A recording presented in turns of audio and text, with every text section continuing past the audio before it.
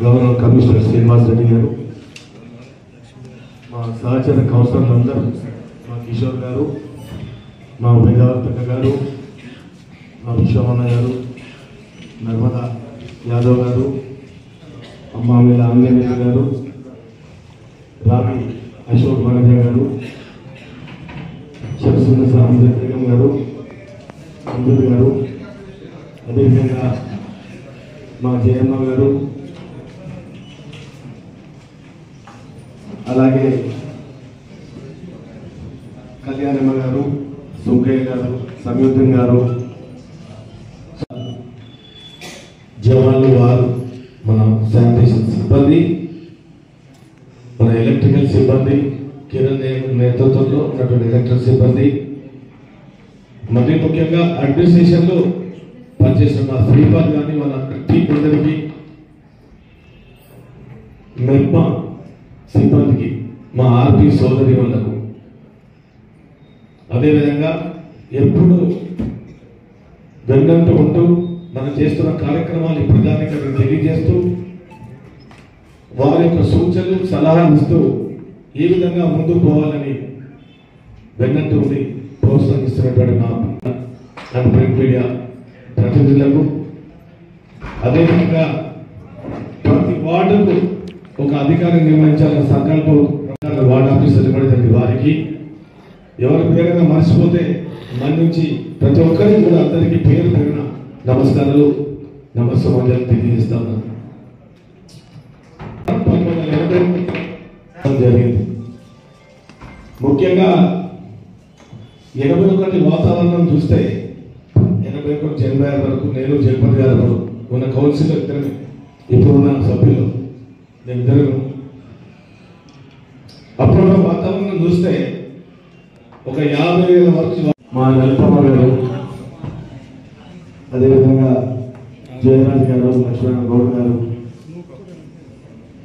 మా అక్కగారు శేఖమ్మ, చెల్లెలు శేఖమ్మ మహల్ గారు, అదేవిధంగా మమత గారు, మా రుద్బిన్ అమ్మ గారు,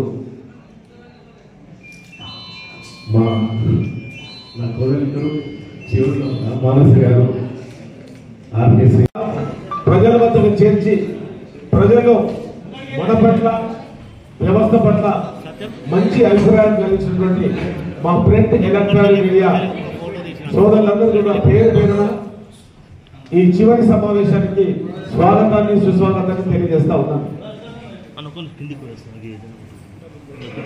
మరి ఈ చివరి సమావేశం మరి రేపటితో మనందరి కాలపరిధి ముగించిపోతుంది. 27 నుంచి సంవత్సరాలుగా మనందరం కూడా అభిప్రాయాలు వేరైనా, పార్టీలు వేరైనా, అభివృద్ధి విషయంలో మాత్రం అందరం కలిసికట్టుగా మనం పనిచేయడం జరిగింది. మీ అందరి అభిప్రాయాలను, మీ అందరి భావాలను, ఈ వీడుకోలు సమావేశం కాబట్టి దయచేసి మరి మీ అభిప్రాయం తెలియజేస్తే దానికి అనుగుణంగా మనం ముందు తెలియజేస్తాం. మనం అనుకోవచ్చు. తర్వాత మనం మాట్లాడతాం. అన్న చంద్రబాబు గారికి, మన గౌరవ కమిషనర్ శ్రీనివాస్ రెడ్డి సార్ గారికి, సహచర కౌన్సిల్ సభ్యులు భీమరి కిషోర్ గారికి, కొన్ని వేదవతి రాములు గారికి, కొట్టాల విశ్వం గారికి, నర్మదమ్మ గారికి, మా అన్న తొలినాడు నుంచి కూడా వెళ్ళినటువంటి అంజన్న గారికి, మామిల అంజన్న గారికి, రాగి వంత గారికి, శంసునిసా అంజన్ గారికి, ఇలవర్తి జయలక్ష్మి కేఎస్డి దుర్వప్రసాద్ గారికి, అదేవిధంగా ముఖ్యంగా ఈ కౌన్సిల్లో సుదీర్ఘంగా పనిచేసినటువంటి డిఈ గారు, అదేవిధంగా ఏఈ గారు, అవుట్ సోర్సింగ్ అంటే రిటైర్ అయినప్పటికీ కూడా విశేషమైన సేవలు సాయం గారికి కూడా డిఈ గారికి, మిగతా ఆఫీస్ స్టాఫ్ పాటు స్టాఫ్ అందరికీ, అన్నిటికంటే ముఖ్యంగా కూడా మరి 20 సంవత్సరాల ప్రజా జీవితంలో అటు ప్రజాప్రతినిధిగా కావచ్చు, రాజకీయ పార్టీ ప్రతినిధిగా కావచ్చు, ఉద్యమకారులుగా కావచ్చు, నాకు వెన్ను తట్టి ప్రోత్సహించి ఈ స్థాయిలో నిలబెట్టినటువంటి నా మీడియా మిత్రులకు అంత పెద్దలకు కొంత మన తమ్ములు కూడా ఉన్నారు, అందరికీ కూడా పేరు పేరు హృదయపూర్వక నమస్కారాలు. ముఖ్యంగా గౌరవ కౌన్సిలర్లకు అందరికీ కూడా సహచర కౌన్సిలర్లకు అందరికీ కూడా ఈ వీడ్కోలు సమావేశం సందర్భంగా శుభాకాంక్షలు తెలియజేస్తాము. మనకు అందరికీ తెలుసు, ఇందాక చాలా మంది మిత్రులు మాట్లాడారు, మున్సిపల్ కౌన్సిలర్ అంటే జస్ట్ ప్రభుత్వానికి అంటే మనకు మున్సిపాలిటీ ప్రజలకు మధ్య వారధిగా పనిచేస్తూ మీరందరూ కూడా ఇక్కడ చాలా సంతోషమైనది. ఈ కౌన్సిల్లో మరి గత 4 కౌన్సిల్లో కూడా 20 సంవత్సరాలు నేను ఇక్కడ ప్రజాప్రతినిధి ఉన్నప్పటికీ ఈ కౌన్సిల్ ఉన్న స్పెషాలిటీ ఏంటంటే 16 మంది మేము 50% రిజర్వేషన్లో ఉంటే 15 మంది మేము 14 మంది. గొప్ప విషయం. ఇంకా మహిళలు చక్కగా రాణించే కౌన్సిల్లో కూడా మంచి మంచి అంశాల మీద చక్కగా స్పందించి ప్రజా సమస్యలపై ఇప్పటికప్పుడు మీరు గలమెత్తిరు. అందరికీ కూడా పేరు పేరున్నట్టు మా పురుష కౌన్సిలర్తో సమానంగా మీరు కూడా క్షేత్రస్థాయిలో పనిచేసిన మహిళా కౌన్సిలర్ అందరికీ కూడా శుభాకాంక్షలు తెలియజేస్తూ వచ్చే కౌన్సిల్లో కూడా ఇందాక మిత్రులు అన్నట్టు అందరికీ కూడా మంచి రిజర్వేషన్ అనుకూలించి మెజారిటీ కౌన్సిలర్లు మళ్ళీ కౌన్సిల్లో ఉండాలని ఆశిస్తూ భగవంతుడు కూడా ప్రార్థిస్తా ఉన్నా. ముఖ్యంగా తెలుసు ఎంపీటీసీ, ఎంపీపీ, జెడ్పీటీసీ, ఎమ్మెల్యే మన సందర్భం కుటుంబంతో మనం కౌన్సిల్ కూడా పోయి ఉంటాం.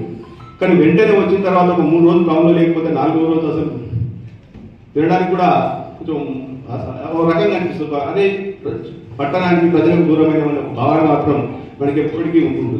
అంత ప్రజలతో మమేకమై పని చేసుకుంటాం మనం చెడపట్టణ ప్రజానికి. ముఖ్యంగా నన్ను వరుసగా 4 సార్లు మా శ్రీమతి గారిని కూడా వరుసగా 2 సార్లు గెలిపించినటువంటి మా వార్డు ప్రజలకు శిరస్సు వచ్చి పాదాలను తెలియజేస్తా ఉన్నా. అంతేకాకుండా ఒక మహిళా మున్సిపల్ చైర్పర్సన్ గతంలో, ఇప్పుడు వైస్ చైర్మన్ అవకాశం కల్పించినట్టు నా సహచార కౌన్సిల్ సభ్యులు అప్పుడు కానీ ఇప్పుడు కానీ ఇబ్బందులు ఏర్పడినప్పటికీ కూడా మీరు ఇచ్చినటువంటి ప్రోత్సాహం సహకారంతో మరి ముందుకెళ్ళి మరి చాలా కార్యక్రమాలు చేయడం జరిగింది. మరి ఈ సమావేశంలో మీరు అందరూ ప్రసంగించిన తర్వాత నా యొక్క మనసులో ఉన్న భావాలను కొన్ని చివరిలో మీ అందరితో నేను షేర్ చేసుకుంటాను.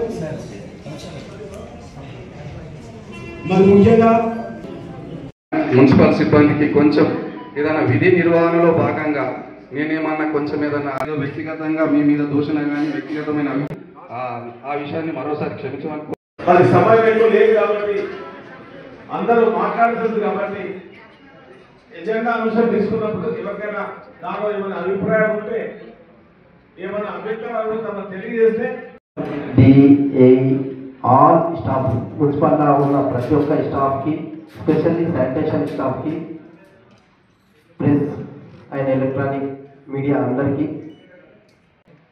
మా పెద్ద అన్నలకి అక్కలకి అందరికీ నిజంగా నేను శిరస్సు నమస్కరించుకుంటున్నాను.